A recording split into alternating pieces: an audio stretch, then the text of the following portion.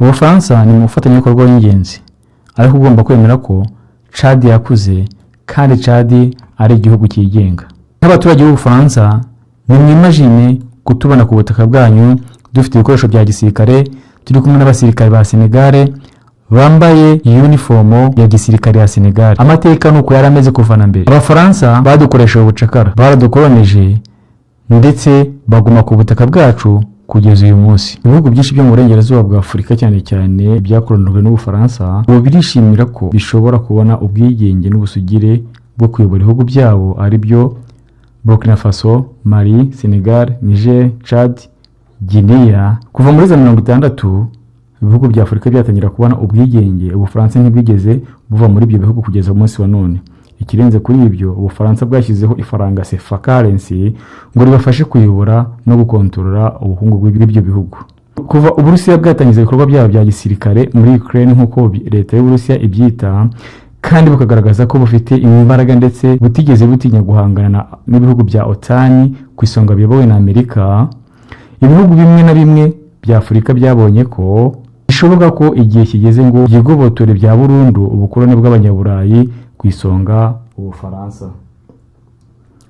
Abategetsi bashyigikiye ibyo bihugu by'abakoloni batangiye gukurwa ku butegetsi n'imbaraga za gisirikare, bityo gasimburwa ku butegetsi n'abasirikare, nako bahita basinyana byihuse n'Uburusiya amasezerano arimo imikoranire mu bya gisirikare n'ubucuruzi.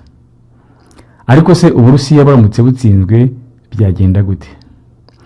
Gutsindwa cyangwa se kunanirwa kugera ku ntego z'Uburusiya bwihaye ubwo bwatangizaga ibikorwa bya gisirikare muri Ukraine bisobanuye agahinda, umubabaro no kwiheba ku bayobozi ba Afurika bagaragaje ndetse bakabwira uburengerazuba ko barambiye gukomeza gukoloniza. Abo bose bagaragaje gushaka ubwigenge bahinduka abategetsi b'abanyagitugu bayoboye ibihugu bya Afurika. Kubera iyo mpamvu ushobora kwimagina ubwoko bw'amasengesho bavuga buri gitondo iyo babyutse na buri mugoroba bagiye kuryama. Basenga bati: Mana Data uri mu ijuru, wovuga bikaba, wategeka bigakomera. Twongeye kugushimira kubera uyu munsi watwongereyeho kubaho.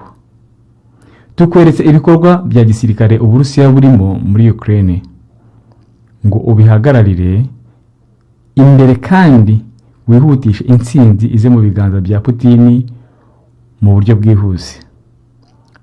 Tukweretse misile nshya y'Uburusiya yitwa Oroshinik ngo yongerere ubukana busumbye kure ubw'umwana w'umuntu yashyizemo, maze idutsindire abanzi bacu mu buryo bwihuse.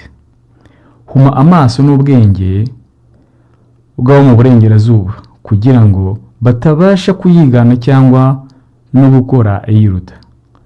Dukeneye ukwishyira ukizana mu bihugu byacu. Tubisabye tubyizeye mu izina ry'umwana wawe Putin, amen.